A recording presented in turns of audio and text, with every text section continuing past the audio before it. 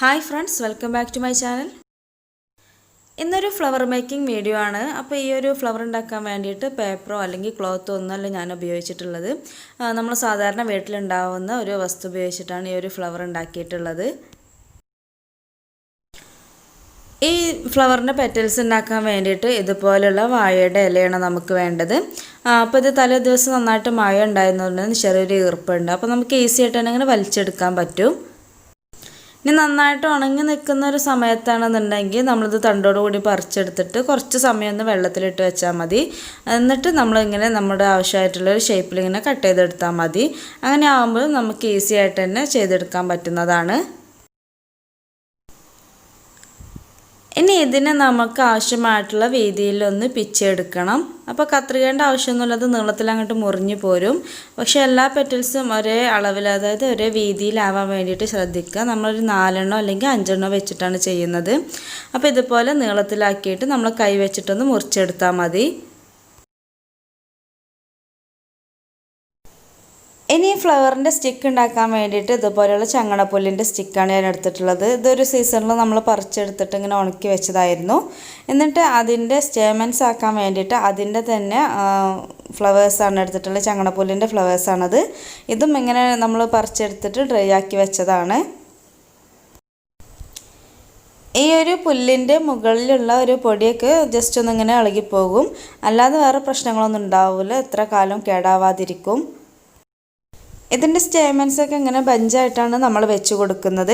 എന്നിട്ട് നമ്മൾ ഈ ചങ്ങണപ്പുല്ലിൻ്റെ സ്റ്റിക്ക് എടുത്തിട്ട് അതിൻ്റെ മുകളിൽ ഇതുപോലെയുള്ളൊരു ഭാഗം ഉണ്ടാവും. 2 സൈഡും 2 രീതിയിലായിരിക്കും.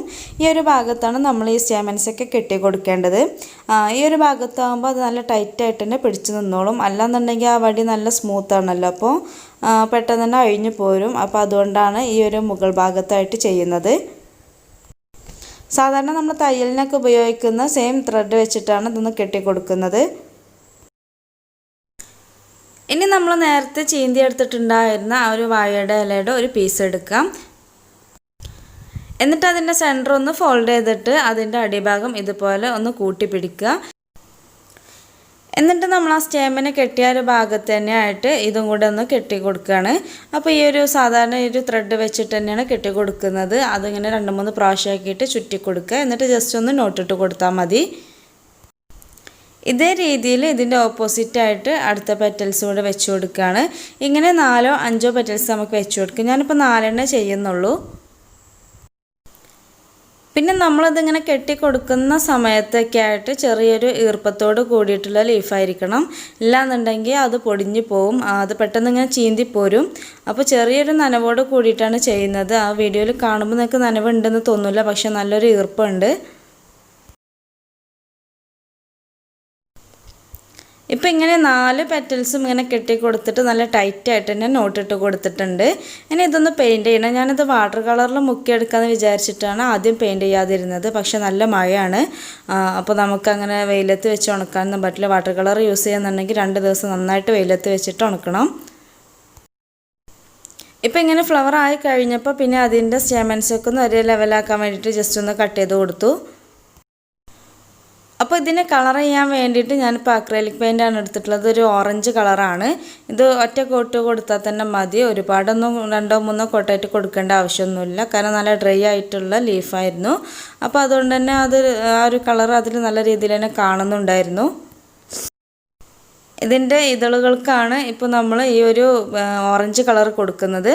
അതിൻ്റെ അടിഭാഗത്തും മുകൾ ഭാഗത്തൊക്കെ ആയിട്ട് പെയിൻറ്റ് ചെയ്യുന്നുണ്ട്. പിന്നെ ജസ്റ്റ് കാണുന്ന ഭാഗങ്ങളിലായിട്ട് ഉൾവശത്തും പെയിൻറ്റ് ചെയ്ത് കൊടുക്കുന്നുണ്ട്.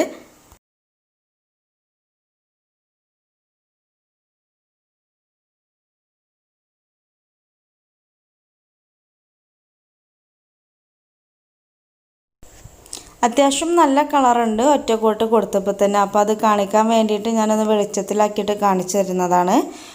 പിന്നെ ഇതുപോലെ നമ്മൾ 4 പെറ്റൽസിനും കളർ ചെയ്തതിന് ശേഷം അതിൻ്റെ ആ സ്റ്റേമൻസിനൂടെ ഒന്ന് കളർ ചെയ്ത് കൊടുക്കണം. ഇപ്പോൾ പെറ്റൽസിനെല്ലാം കളർ കൊടുത്ത് കഴിഞ്ഞിട്ടുണ്ട്. ഇനി സ്റ്റേമൻസിന് കളർ കൊടുക്കാൻ വേണ്ടിയിട്ട് ഞാൻ ബ്ലാക്കാണ് എടുത്തിട്ടുള്ളത്. ഫാബ്രിക് പെയിൻ്റാണ് എടുത്തിട്ടുള്ളത്.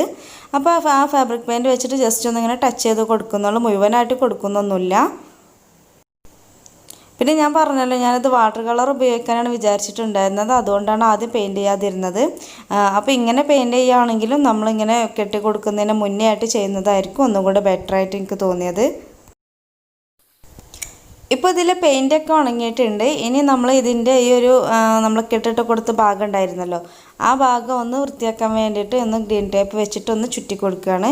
അപ്പോൾ സ്റ്റിക്ക് മുഴുവനായിട്ടൊന്നും ഗ്രീൻ ടേപ്പ് ചുറ്റുന്നില്ല, വേണമെന്നുണ്ടെങ്കിൽ അങ്ങനെയൊക്കെ ചെയ്യാം. കാരണം സ്റ്റിക്കിന് നല്ല സ്മൂത്തായിട്ടുള്ള ഒരെണ്ണമാണ്, പിന്നെ ഒരു നാച്ചുറലായിട്ട് അവിടെ തന്നെ നിൽക്കുന്നതാണ് ഒന്നുകൂടെ നല്ലത്. ഇതേ രീതിയിൽ നമുക്ക് കൂടുതലായിട്ട് ഫ്ലവേഴ്സ് ഉണ്ടാക്കിയിട്ട് ഒരു ബഞ്ചായിട്ട് നമുക്കിത് അറേഞ്ച് ചെയ്ത് വെക്കാൻ പറ്റും. ഇപ്പോൾ പല കളറിലായിട്ട് കൊടുത്തിട്ടൊക്കെ അങ്ങനെ അറേഞ്ച് ചെയ്യാം. വയലറ്റ് കളറൊക്കെ കൊടുത്താൽ നല്ല ഭംഗിയുണ്ടാവും. അതിൽ ഒരു ഗോൾഡൻ കളറാണ് നമ്മൾ സ്റ്റേമൻസിന് കൊടുക്കുന്നുണ്ടെങ്കിൽ നല്ല കോമ്പിനേഷനാണ്. അപ്പോൾ ഇതുപോലെ ഒന്ന് ഉണ്ടാക്കി നോക്കുക. പ്രത്യേകിച്ച് ചിലവൊന്നുമില്ല, വാഴയിടയിലും പിന്നെ 2 കളർ പെയിൻറ്റും മാത്രമേ ആവശ്യമുള്ളൂ. അപ്പോൾ വീഡിയോ ഇഷ്ടമായി നിങ്ങൾ ലൈക്ക് ചെയ്യാനും ഷെയർ ചെയ്യാനൊന്നും മറക്കരുത്. പിന്നെ ചാനൽ ഇതുവരെ സബ്സ്ക്രൈബ് ചെയ്തിട്ടില്ലെങ്കിൽ തീർച്ചയായിട്ടും ഒന്ന് സബ്സ്ക്രൈബ് ചെയ്യുക. പിന്നെ നിങ്ങളുടെ അഭിപ്രായങ്ങളും നിർദ്ദേശങ്ങളെല്ലാം കമൻ്റായിട്ട് കൂടെ അറിയിക്കാം. താങ്ക്